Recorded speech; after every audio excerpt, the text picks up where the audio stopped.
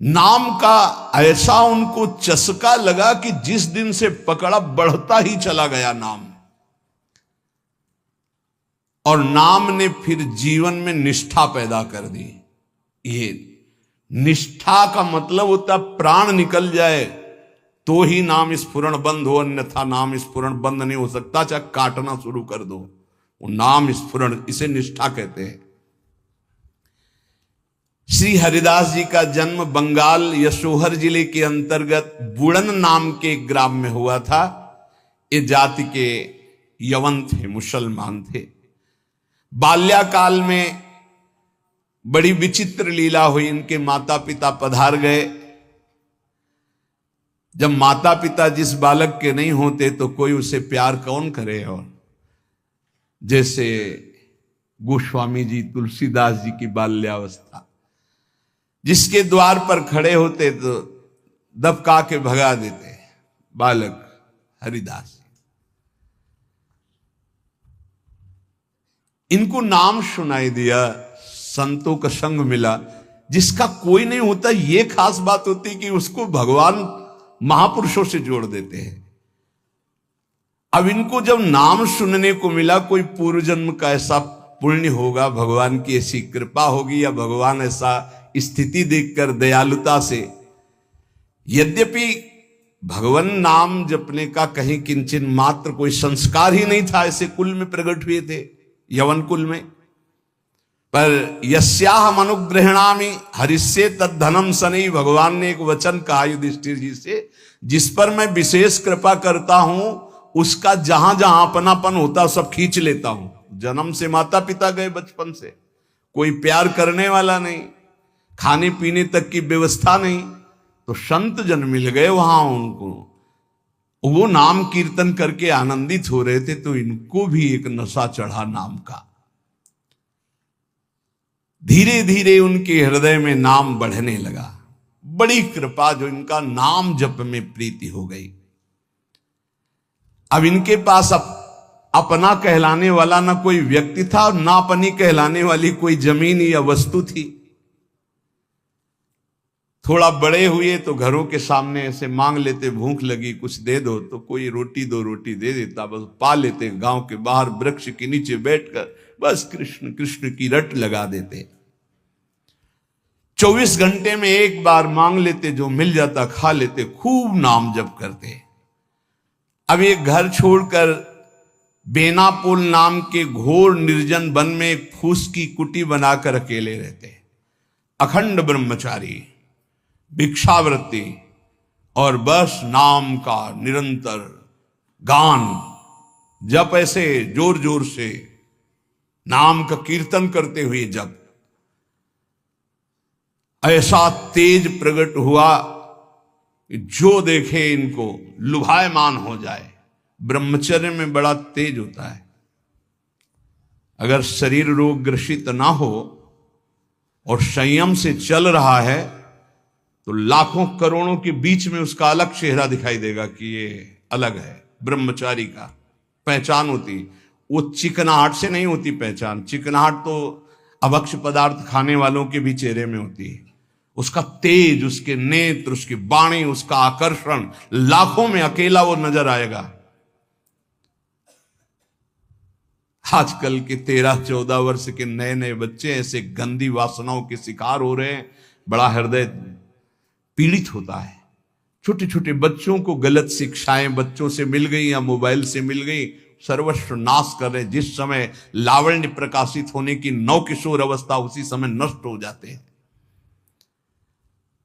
जो देखता ठाकुर हरिदास जी को प्रभावित हो जाता। क्या दे दूं, ऐसा लगता क्या दे दूं, कैसे हमसे बात करें, ये हमारी तरफ हेर ले, नेत्र नीचे, बस नाम चल रहा है। जब भिक्षा के लिए जाते तो प्रभावित होकर लोग, एक समय था कि दबका देते, एक समय था मांगने से एक आध रोटी, लोग हाथ जोड़े खड़े रहते, हमसे ले, हमारे पास बैठ के पालो।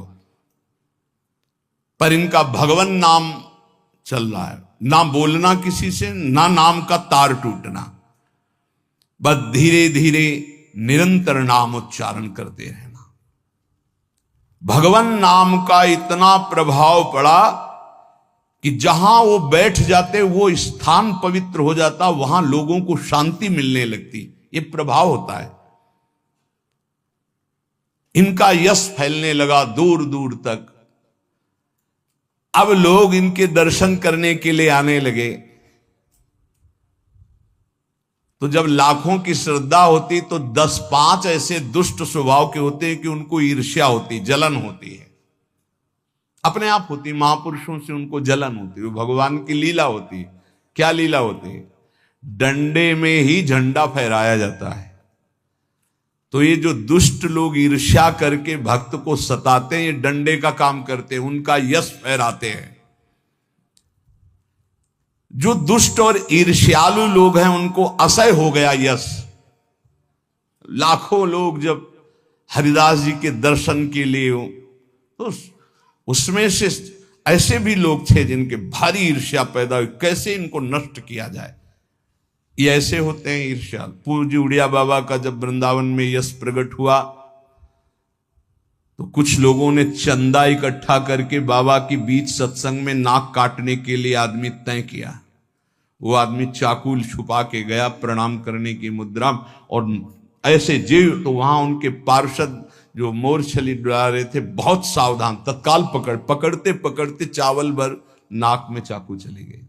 बाबा उनको तत्काल एकांत लय गुफा में ले गए और कहा, भैया हमने कभी कोई कटु वचन आपको कहा क्या? तो रो पड़ा। बोले, बाबा पैसे में, गरीब आदमी हूं मैं, पैसे में बिक गया। मुझे अमुक अमुक ने इतने रुपए दिए हैं और कहा इसके बाद इतने रुपए और देंगे। मैं हाथरस का हूं, मैं गरीब आदमी हूं, केवल पैसे के लिए काम। मैं आपको नहीं जानता था पर हमसे कहा गया कि जाइए और ऐसा कर। बाबा मुझसे बहुत गलती। बाबा ने कहा कोई बात नहीं है, कुछ पैसे अपनी तरफ से दिलाए और कहा हाथरस की गाड़ी में बैठाल के आओ। अपने जनों से कहा कसम हमारी है अगर इसको एक शब्द भी कहो, तो सम्मान पूर्वक उसे हाथरस सुरक्षित भिजवा दिया।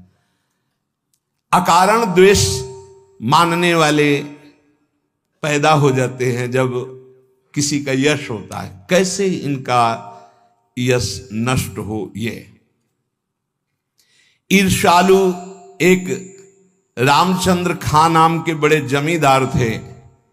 यार हमारे पास तो जमीन रुपया पैसा, कोई नमस्कार नहीं करता है। 2 रोटी मांग के खाने वाला, नाम जपा, इसको जिसको देखो प्रणाम करता चल।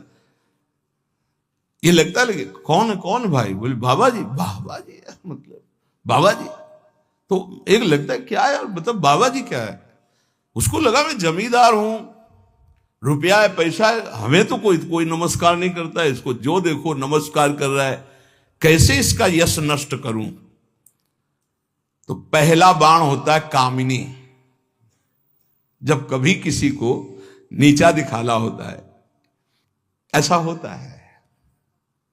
जब कभी किसी का यश होता है तो विविध प्रकार की माया के पार्षद अपना प्रयास करते हैं। तो उसने विचार किया कि इसका कैसे नाश किया जा सकता है, कैसे नीचा दिखाऊं, इसके बड़े हुए यश को कैसे मिट्टी में मिलाऊं। जमींदार तो था ही, पैसे थे ही। उसने विचार किया कि इनके पतन करने के लिए, इनका पतन भी करूं, उपहास भी करूं, दोनों बातें हो जाएंगी। उसने नवीन अवस्था की वैश्या 2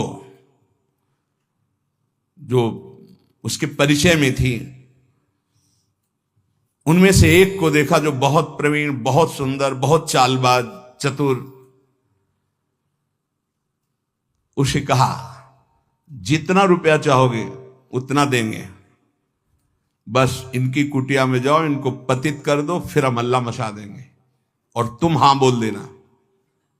वो पैसे में बिकने वाली उसको तो क्या, पर सीमी की चाप सके को ताशु, बड़ रखवार रमापति जासु। जिसके बड़े रक्षक भगवान है उसको कौन पतित कर सकता है, नीचा दिखा सकता है। एक बार गदाधर भट्ट जी का बहुत बड़ा यश फैला हुआ था। जब वो सत्संग करते तो हजारों लाखों लोग सत्संग का आनंद लेते। तो उसमें एक कल्याण सिंह नाम के जमींदार धनी मानी आते थे। अब सत्संग में संयम की चर्चा होती, तो जब से सत्संग सुना उन्होंने अपनी पत्नी से बात नहीं किया। गृहस्थ धर्म का जो संयोग है उन्होंने बात ही नहीं की। पत्नी ने देखा कि हमारे वर्षों होते जा रहे हैं और हमारे पति हमारे हाथ से गए। यद्यपि उनके सौम्य बर्ताव, बड़ा साधुता का बर्ताव, पर वो काम से पीड़ित होकर के हमारे जीवन में आग लगाने वाला एक गदाधर भट्ट जी हैं। अगर ये कथा ना करते तो हमारे पति का स्वभाव ना बदलता और हमारा जीवन गृहस्थ धर्म नष्ट ना होता। देख लेंगे हम इनको। और वो जमींदार धन था। एक भिखारिन गली में जा रही थी मांगते हुए, बुलाया उसको, और गर्भवती थी। बोले तुम्हारे गर्भ का खर्चा, परिवार का खर्चा जब चाहोगे उतना धन देंगी, बस एक बात है। उसने विचार किया कि अगर गदाधर भट्ट पर अश्रद्धा हो जाएगी तो मेरे पति पुनः वापस हमें मिल जाएंगे, क्योंकि उन्हीं की बात पर वो आकर के ब्रह्मचर्य रह रहे हैं, संयम से रह रहे हैं। बोले तुम कथा के बीच में जाओ और कह दो जब ये नहीं था तब तो खूब आते थे और जब ये दे दिया तो आने बंद कर दिया, आप क्या व्यवस्था होगी इसकी, बस इतना तुझे बोलना है। वो जानती थी इतना बोलेगी कि लाखों की अश्रद्धा हो जाएगी। खूब सत्संग का रंग जमा हुआ था। इतने में वो आई और ऐसे सामने खड़ी हो गई। सब लोग आश्चर्यचकित। थोड़ा अच्छा कपड़ा पहना दिया था उसको। उसने कहा महाराज अब तो प्रवचन में लग गए, जब गर्भ नहीं था तो खूब आते थे और जब गर्भ रह गया तो अब आए नहीं, इसका पालन कौन करेगा। बोले आराम से बैठो, जिसने गर्भ दिया अवश्य पालन करेगा, हर व्यवस्था होगी। बिल्कुल, वो तो कोई आश्चर्य उनको नहीं हुआ। वो समझ गए कि भगवान का कोई खेल है। उनका आराम से बैठो, पक्का जिसने गर्भ दिया उसका पालन करेगा। बोले बातों में मत फुसलाइए, आप समझ रहे हैं ना। अब काना फूसी हो, ये ऐसा भी है, हम तो ऐसा नहीं। अरे बोले हम तो पहले कह रहे थे। अब उनमें जो तर्क वाले, संशय वाले थे उनके गुट होने लगे, चर्चाएं होने लगी। अब हाहाकार मच गया। तो कुछ तो ऐसे भक्त थे जो प्राण दे दें, तो उनका ऐसा हो ही नहीं सकता, ऐसा नहीं हो सकता। वो एकदम पागल हो गए कि ऐसा नहीं हो सकता। इसके बाद धीरे से सामने से गए, उसको इशारा किया बैग के लिए। वो उठी, पीछे आई। सत्य बोल, अगर सत्य नहीं बोली तो उसने कहा कि हमें क्षमा किया जाए। जब भय चारों तरफ से 50 आदमी श्रद्धालु कि मैं मर सकता हूं लेकिन मार नहीं सकता, ऐसा समझ गई कि मार डाली जाऊंगी। तो उसने कहा एक कोई कल्याण सिंह गए इनमें कथा सुनने वालों में, तो राजपूत थे तो तलवार और सब। हाँ मेरा नाम। बोले तो आपकी पत्नी ने इतनी हमको स्वर्ण मुद्राएं दी है और इतनी बाद में देने, केवल ये बोलने को कहा था, सो मैं बोल चल सभा में बोल। सभा में बुलवाया और भागे अपनी पत्नी के। गदाधर भट्ट जी ने कहा यही कथा सुना। अरे वो तो विकार से पीड़ित हो रही, तुम तो सत्संगी हो, धैर्य धारण को कुछ नहीं। क्या ये भगवान की अनुकूल प्रतिकूल माया की लीलाएं होती रहती। शांत, पुनः सत्संग शुरू। और कहा मैं वचन दो हमारे सामने कि तुम अपनी पत्नी को एक शब्द भी नहीं कहोगे। और देखो गृहस्थ में संयम का ब्रह्मचर्य रहा जाता है, उसमें अखंड ब्रह्मचर्य नहीं रहा जाता। पाणी ग्रहण किया है तो संयम पूर्वक, जितना आप प्यार पूर्वक संयम से ब्रह्मचर्य रहो, फिर गृहस्थ धर्म का समझाया उनको। तो बड़े बड़े महापुरुषों के जीवन में होता है। रामचंद्र खान ने एक वैश्या से कहा तुम जितना रुपया मांगोगे देंगे, इनको भ्रष्ट कर दो, फिर हल्ला मचा देंगे, फिर इनका सब यश धूल दूषित हो जाएगा। पर उनको ये नहीं पता था कि ये भगवान के दास हैं, इनकी सुरक्षा स्वयं भगवान करते हैं। करो सदा तिनके रखवारी, जिम बालक राखे महतारी।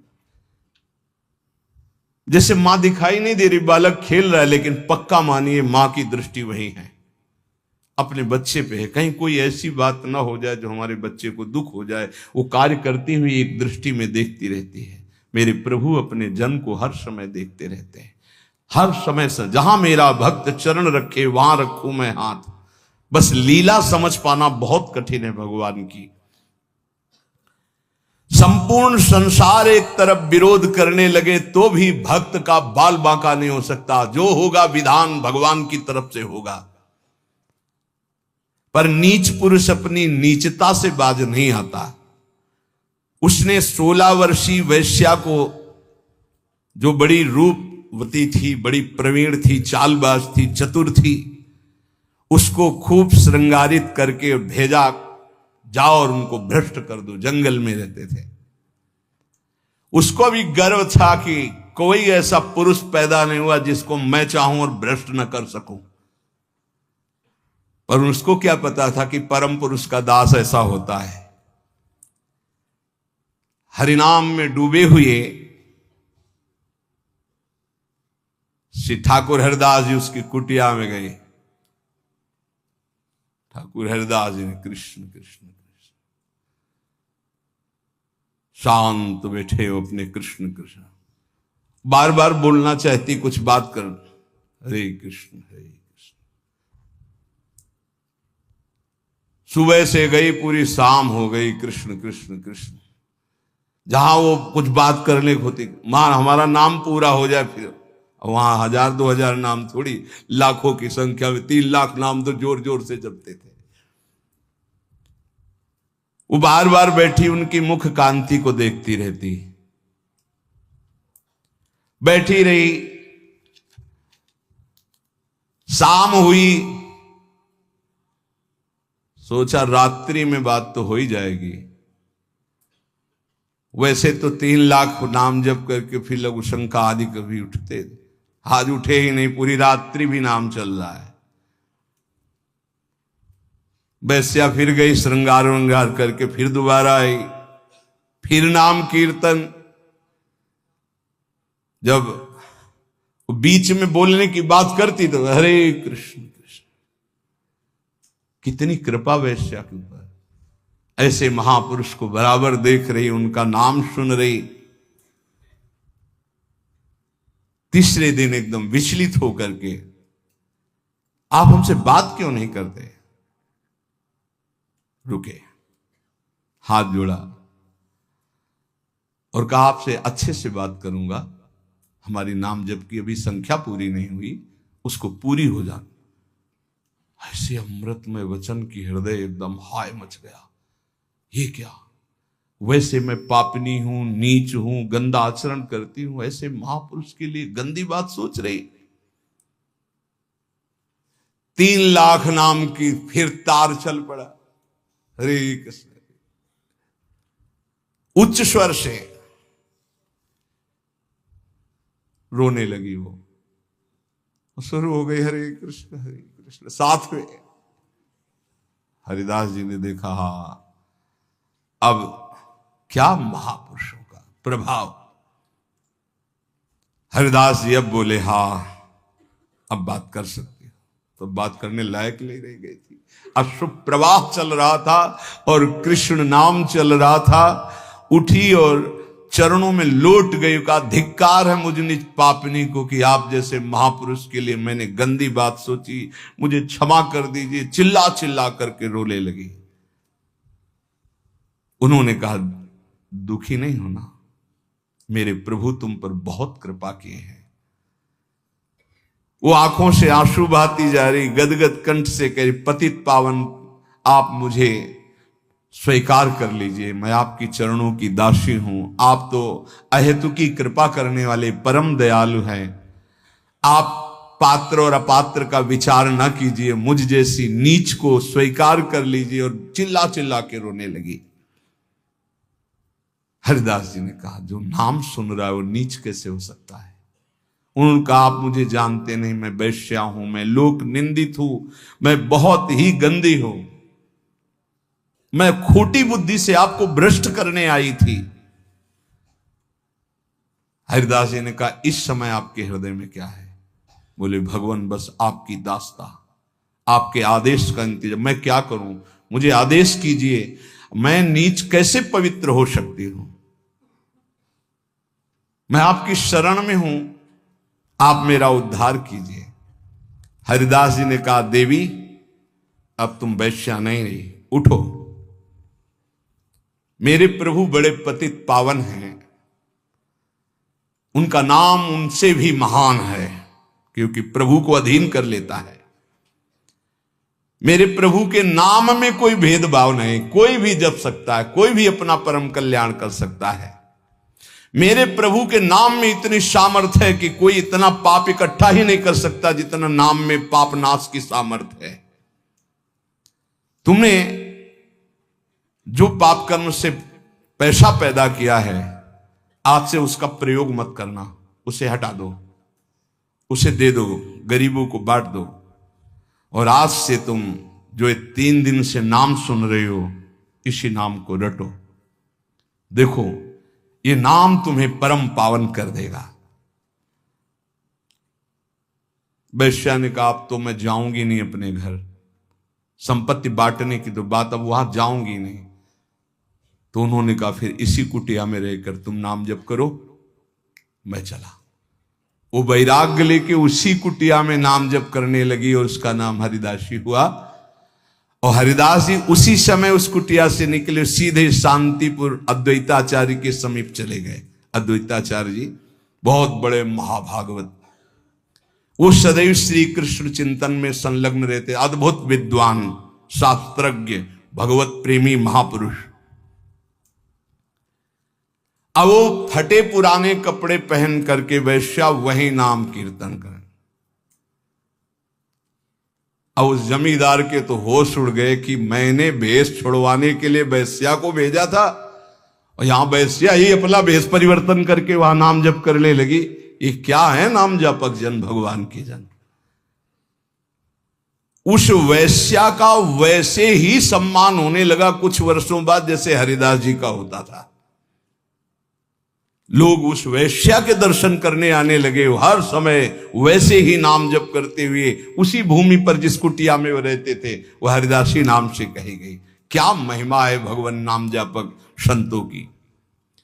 और इधर रामचंद्र खां ने अपने कुकृत्य का फल पाया कि बादशाह का कोई अपराध बन गया, साबित हो गया नहीं अपराध होने पर भी, तो तत्काल आदेश हुआ, सारी संपत्ति और जमींदारी उसकी जब्त कर ली गई, उसको जेल में डाल दिया गया।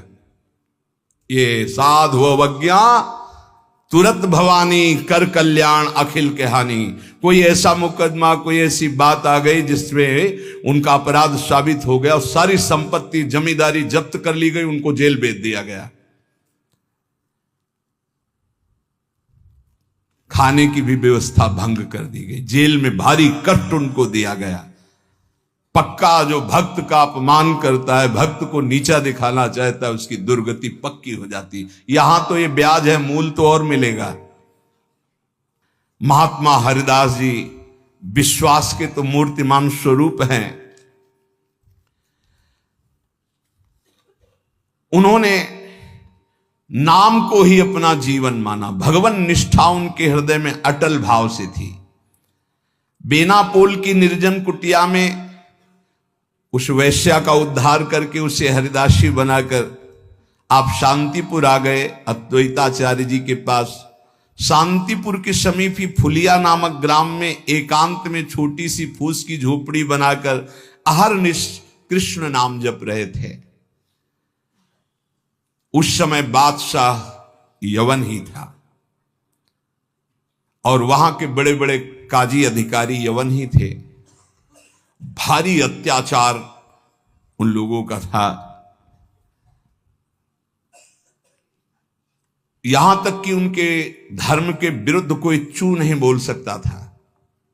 सत्ता थी। अब जब वहां काजी को पता चला कि रात दिन ये नाम जप करता है और यवन धर्म से इसका जन्म है, तो उनके मन में आया कि इसको दंड दिलाया जाए कि बड़ा इसका सम्मान हो रहा है। काजियों का ये समझो एक तरह के वो बादशाह ही होते थे, बादशाह उन्हीं के इशारे से चलते थे। गोराई नाम का एक काजी था जो बहुत ही कठोर और कर्कश स्वभाव का था। हरिदास जी का प्रभाव देखकर वो ईर्ष्या से देखता। मतलब कुछ लोग ऐसे देखते हैं कि बस उनके पास जो है वो भस्मासुर वाली ताकत नहीं है कि हाथ धर दे भस्म हो जाए, नहीं तो भक्तों को वो भस्म ही कर दे, ऐसी दृष्टि होती है। वो दृष्टि से पता चलता है। वो हरिदास जी को ऐसे देखता कि कैसे इनको नष्ट कर दूं। और जब उसको ये पता चला कि यवन धर्म के ही हैं, तब तो बढ़िया उसको रास्ता मिल गया। हरिदास जी का प्रभाव दिनों दिन बढ़ता चला जा रहा था। उसने विचार किया कि यवन धर्म के होकर के हिंदू धर्म का नाम ले रहे हैं, ये तो कुफ्र है, काफिर है, ऐसा काजी ने विचार किया। इसे बादशाह के सामने पहले पेश करें, फिर इसको दंड निर्धारित करें। गुराई काजी ने विरुद्ध राज दरबार में अभियोग चला दिया ठाकुर हरिदास जी की। राज आज्ञा हुई तत्काल गिरफ्तार किया जाए, क्योंकि बादशाह यवन था। हथकड़ी बेड़ियों से जकड़ लिए गए ठाकुर हरिदास जी। डरना नहीं, ये डिग्री वालों की बात है जो उच्च कोटि के महापुरुष है। तुम मत सोच लेना कि हम राधा राधा जपेंगे तो, हाँ ऐसा नहीं। भगवान वो सामर्थ्य देते, जो प्रहलाद जी को सामर्थ्य दी वही ऐसे भक्तों को सामर्थ्य देते। ऐसा नहीं है कि अपने सामर्थ्यहीनों को ऐसा प्रश्न कर, ऐसा नहीं, डरना नहीं कि भगवान बड़ी भारी परीक्षा लेते हैं। हथकड़ी बेड़ियों से जकड़ लिए गए और इनको पेश किया गया निरपराध हरिदास जी को अपराधी की तरह। बादशाह ने देखा 9 युवक तेज से प्रभावित, मानो पूरा सभा आश्चर्यचकित और आलोकित हो गई हो, प्रभावित हो गए जो यवन बादशाह थे, और कहा सम्मान से इनको बैठाला जाए। आसन दिया गया, आसन पे बैठे। हरिदास जी जब बैठ गए तो बादशाह ने कहा कि आपने स्वाभाविक धर्म परिवर्तन किया है, तुम्हारा जन्म तो मुसलमान के घर में हुआ है, और ये तुम्हारी, जैसे अपने भगवान का नाम लेते हैं वैसे अपने भगवान का नाम लेके बोले कि तुम्हारी तो कृपा ही जो है, जो यवन धर्म में तुम्हारा जन्म हुआ। बादशाह ने कहा तुम काफिरों का आचरण क्यों करते हो? इससे तो तुम्हें नर्क जाना पड़ेगा। मुझे बड़ी दया आ रही तुम्हें देखकर, दंड देना नहीं चाहता, फिर भी तुम तौबा बोलो, प्रायश्चित करो और कलमा पढ़ो, छोड़ो इसे, तो तुम्हारे दंड में हम कुछ कमी कर सकते हैं, नहीं तो भयानक दंड तुम्हें मिलेगा, क्योंकि तुम काफिर हो। सुख की प्राप्ति धर्म से चलने से होती, तुम धर्म का त्याग कर चुके हो। हरिदास जी ने कहा श्रीमान महाशय, आपने जो कुछ कहा आप अपने ज्ञान के अनुसार, विश्वास के अनुसार, धर्म के अनुसार ठीक बोल रहे हैं। आपका विश्वास आपको फल देता है, ठीक कह रहे हैं। क्या कोई हिंदू आपके धर्म को स्वीकार करेगा?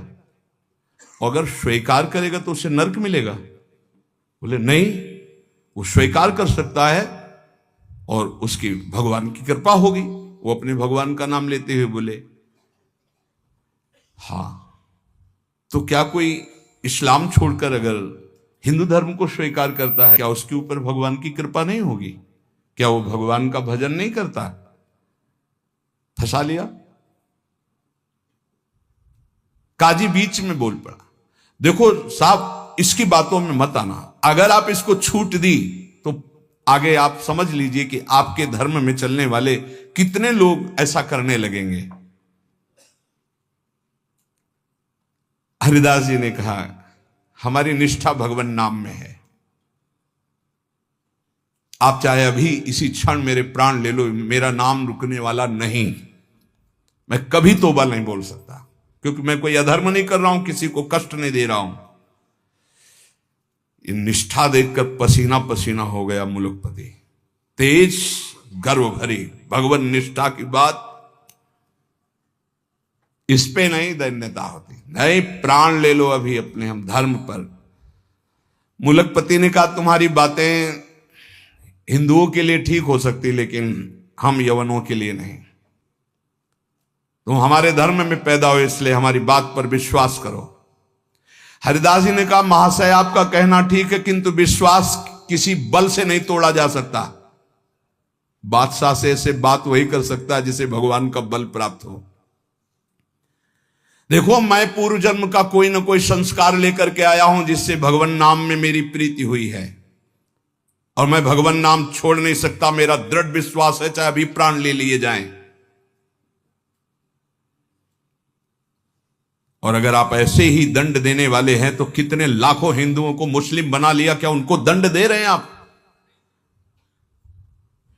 यदि ऐसा वो दंड के अपराध भागी नहीं बने कि हिंदू धर्म छोड़कर आपने उनको यवन धर्म में बना लिया, तो मैं यवन धर्म छोड़कर अगर नाम जप करता हूं तो मैं अपराधी कैसे हो सकता हूं? बादशाह चुप हो गया। गुराई काजी ने देखा यहां मामला तो उल्टा हो गया।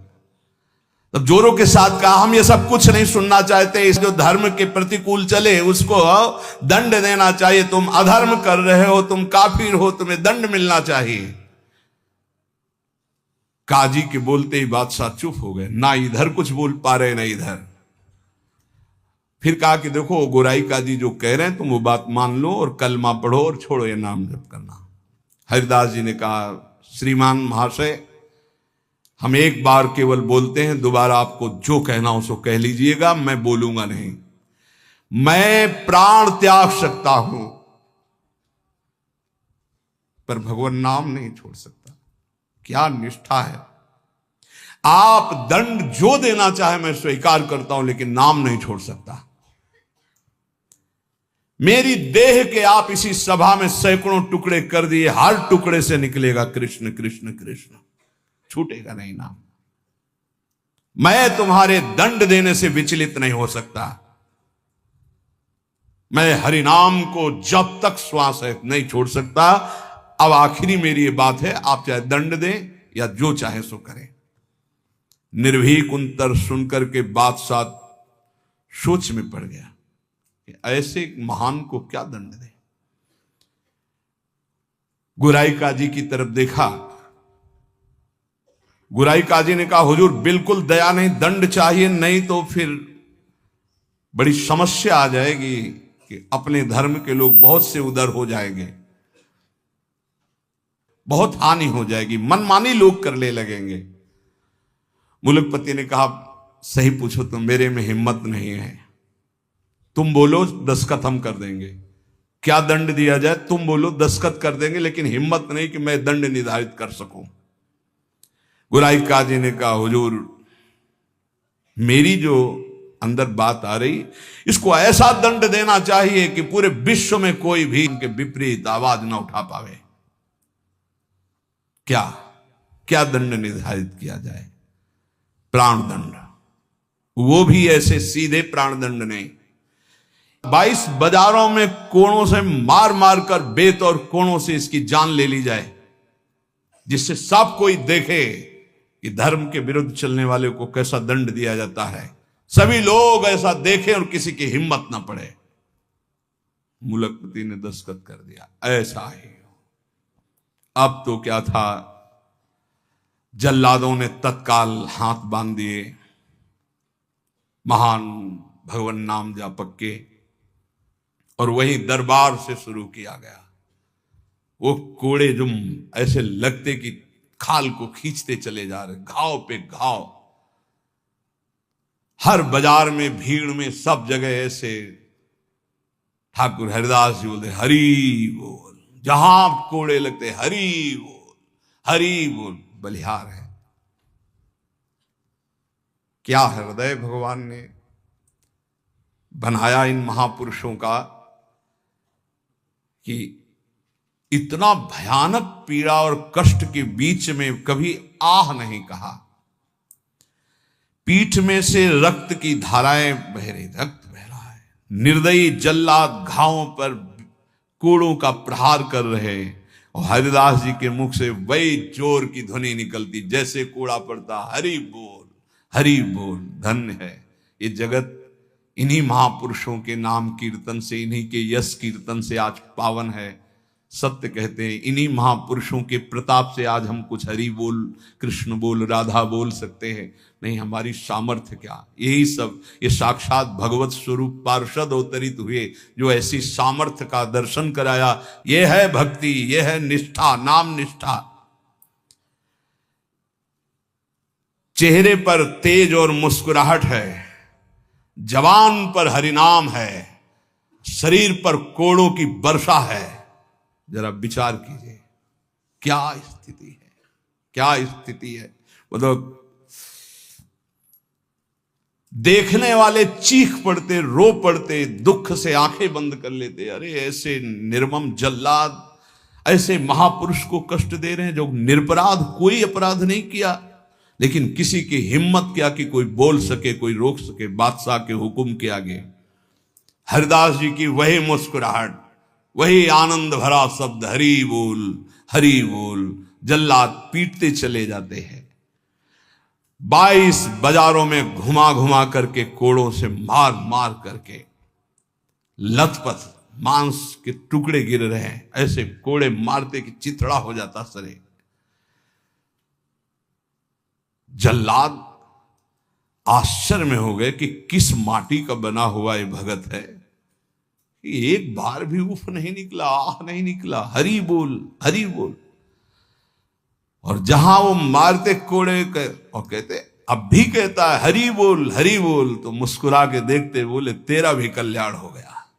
क्योंकि वो भी यवन जल्लाद थे, वो गुस्सा में बोलते, अब भी कहता है हरि बोल, हरि बोल, तो कहते तेरा भी कल्याण हो गया, क्योंकि तू भी 2 बार तो हरि हरि बोला, तेरा भी कल्याण हो गया। ऐसे कोड़े चल रहे थे कि 10-5 कोड़ों में ही मृत्यु हो जाए आदमी की। पीठ पर असंख्यों कोड़े, नाम बराबर उच्चारण हो रहा है, कोई मुखारविंद में वेदना नहीं, कोई दर्द की वेदना नहीं। हरिदास जी बीच बीच में भगवान से प्रार्थना करते जा रहे हैं, प्रभु किसी का दोष नहीं, नाथ किसी को दंड मत देना, न इन जल्लादों को, न काजी को, न बादशाह को। प्रभु मेरी प्रार्थना है, किसी को दंड मत देना। प्रभु से बात कर रहे हैं। जो दंड दे रहे हैं उनके लिए वो उसी समय भगवान से प्रार्थना कर रहे हैं कि इनको किसी को कष्ट, क्योंकि पता है प्रभु ये सब भूले हुए लोग हैं, इनके अपराध को आप कभी मानना ही नहीं कि अपराध किया है। कैसे कृपालु भक्त है, जिनके ऊपर प्रहार हो रहा है वो प्रभु से प्रार्थना कर रहे हैं, प्रहार करने वालों को कष्ट मत देना प्रभु, ये बेचारे हैं, ये भूले हुए हैं। महात्मा हरिदास जी आखिरी में हरि बोल कहकर मूर्छित हो गए। उन जल्लादों ने देखा कि नस नाड़ी में कोई धड़कन नहीं, अब ये पधार गए। गोराई काजी ने देखा कि हां ये पधार गए। सहमति हुई कि अगर इसको जमीन में दफनाओगे तो उत्तम गति होगी उनके अनुसार से, इसलिए इसको गंगा में फेंक दो। गोराई काजी ने कहा अगर कब्र में हमारे धर्म के अनुसार तो फिर इसे बहिष्ठ स्वर्ग की प्राप्ति होगी, वो मैं होने नहीं दूंगा, इसलिए इसको गंगा में फेंक दो। फेंक दी गए। जे ही पतित पावनी भागीरथी का स्पर्श हुआ, मुख में गंगा जल गया तो जैसे अमृत गया हो। और तो गंगा के प्रवाह में गंगा जी गोद में लेके जा रहे, डुबो नहीं रहे। अब उनको चेतना आई, कृष्ण कृष्ण कृष्ण कृष्ण। गंगा जी धीरे धीरे उनको अपनी लहरों से, गंगा जल के स्पर्श से सारी जो वेदनाएं थी, घाव थे, उनमें बड़ी शीतलता।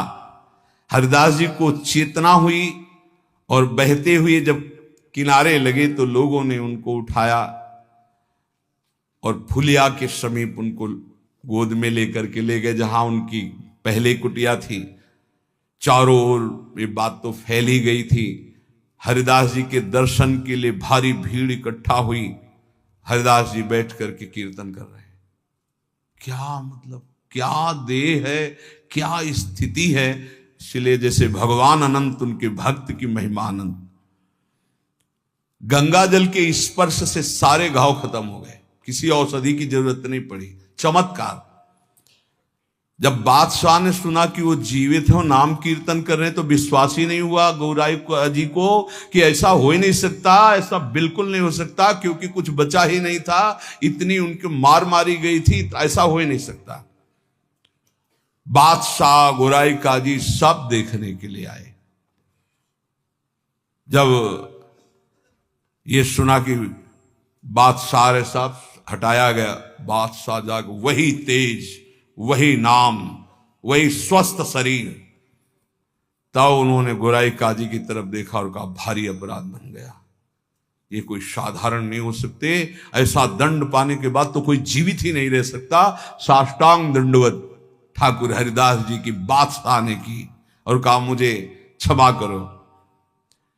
वैसे मैं दंड देना नहीं चाहता था, लेकिन ये गोराई काजी ने, उन्होंने कहा श्रीमान अब भी आपसे प्रार्थना करता हूं, आपका इसमें कोई दोष नहीं है। ये कोई हमारा पूर्व का हिसाब था जो पूरा हो गया, आप प्रसन्न रहिए। उन्होंने कहा मैं आपकी सेवा करना चाहता हूं, आप आज्ञा कीजिए। ठाकुर हरिदास से कहा बादशाह ने, उनका बस एक सेवा कर दीजिए, अब कभी आना मत और हमारे नाम कीर्तन में कभी विघ्न मत डालना। उनका आज के बाद कभी कोई आपको विघ्न नहीं डालेगा, और आप अगर ऐसा कहते तो मैं कभी आपके सामने नहीं आऊंगा। काजी को फटकारा और लेकर चले। हरिदास जी ने विनम्रता से कहा सुनते जाइए, आप कभी क्षोभ मत करना, इसमें कोई अपराध नहीं है। देखो मनुष्य शरीर में दुख सुख का विधान होता है, हर जीव को अपने कर्म भोगने होते हैं। निमित्त किसी को कर्म बना दे, आपको निमित्त बना दिया, ये तो मेरा ही कर्म था जिसको मैंने भोगा। ऐसे कोई कर्म पूर्व जन्म में किए होंगे जिनका फल मुझे भोगने को मिला, आप कभी क्षोभ मत कीजिएगा। हरिदास जी की ऐसी बात सुनकर फिर बादशाह लौट पड़ा, चरणों में पुनः प्रणाम किया। जितने भी वैष्णव ये सब आकर के बड़ा दुख प्रकट किए हरिदास जी के पास। क्या भगवान, कहां भगवान, आपके ऊपर कोड़े चल रहे थे, कहां भगवान थे, क्यों नहीं बचाए। हरिदास जी ने कहा आप लोग नहीं जानते, आप तो शास्त्र के मर्म को जानने वाले हैं, लेकिन भगवान की कृपा को जानते हैं। मुझे जो दंड मिला उसका कारण है मैंने भगवान नाम की अवहेलना सुनी राज दरबार में, और जीवित रहा, इसलिए मुझे दंड मिलना जरूरी था। और दूसरी बात, जिस समय मेरे ऊपर कोड़े चल रहे थे तुम्हें दिखाई नहीं दे रहा था, हरि ऐसे किए गए थे, एक भी कोड़ा मेरे ऊपर नहीं लगा। जैसे प्रहलाद जी से पूछते थे उनके मित्र कि तुम्हारे ऊपर हाथियों से कुछ लाया गया, ये तो कहते थे मेरे हरि मुझे ऐसे गोद में लिए, एक भी कष्ट मेरे को नहीं हुआ। ठाकुर हरिदास जी कह रहे तुम्हें नहीं दिखाई दिया, तुम कोस रहे हो प्रभु को। जिस समय कोड़े चल रहे थे हरि ऐसे सहस्त्र बाहुओं से मुझे ढके हुए थे, वो कोड़े हरि के ऊपर चल रहे थे, मेरे ऊपर नहीं। वो हरि वार ले रहे थे, मेरे ऊपर नहीं। तभी वो जोर से बोलते थे हरि बोल, क्योंकि हरि पास में। ये भक्त जानता है, बाहरी क्या जाने।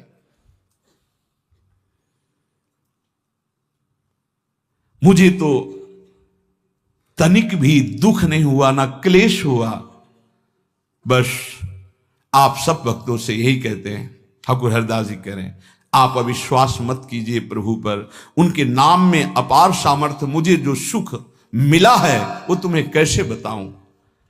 जिस समय नाम चल रहा था और कोड़े चल रहे थे, उस समय मेरे को भगवान ऐसे घेरे हुए थे, तुम्हें कैसे बताऊं। शरीर को इतना भी क्लेश नहीं था, ये भक्त ही जानता है।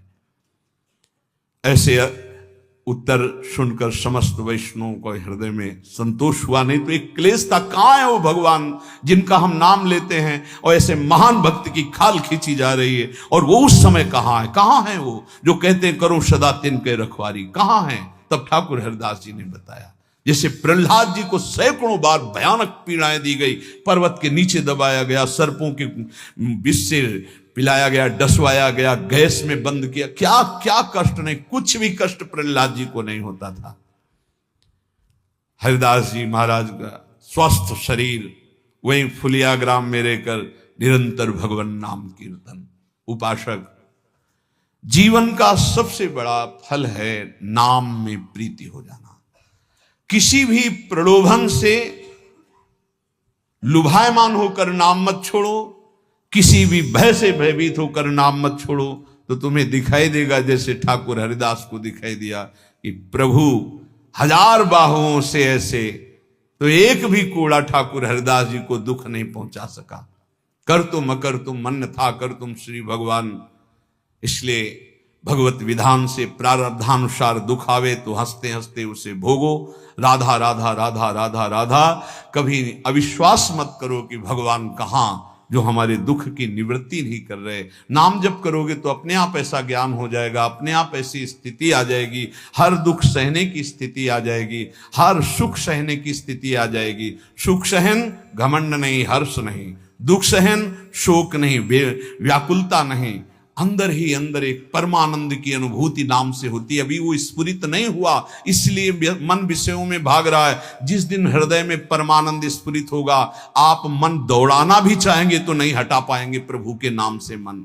ऐसा जैसे हृदय शुष्क है तो काम के लिए, भोगों के लिए, वासनाओं के लिए हमारा मन रुकने पे भी नहीं रुकता, भागता है। और जिस दिन निज सुख मिलेगा, भगवदानंद मिलेगा नाम जप से, उस दिन आपके सामने भोग सुखद होंगे संसारिक, और आपको भोगने की इच्छा नहीं होगी, और आपको भोग के लिए प्रेरित किया जाए तो भी आपके मन में घृणा ही होगी, इच्छा ही नहीं होगी। वो निज सुख है। वो जिस समय स्फुरित होता है तब वो त्रिभुवन विजेता हो जाता है। कोई भी लोक लोकांतर का भोग उसे प्राप्त नहीं कर पाता, और वो सुख नाम से मिलता है। नाम जपते जपते परमानंद का अनुभव होता है, दसों दिशाएं आनंदमयी हो जाती हैं। भाव कुभाव अनख आलसहु, नाम जपत मंगल दिश दसहु। इसलिए भाव बने ना बने, श्रद्धा बने ना बने, नाम शुरू करो। ऐसे पकड़ो कि नाम ना छूटे, चाहे प्राण छूट जाए तो जन्म जन्म की बिगड़ी बन जाएगी। भगवान का सानिध्य तुम्हें अनुभव होने लगेगा कि भगवान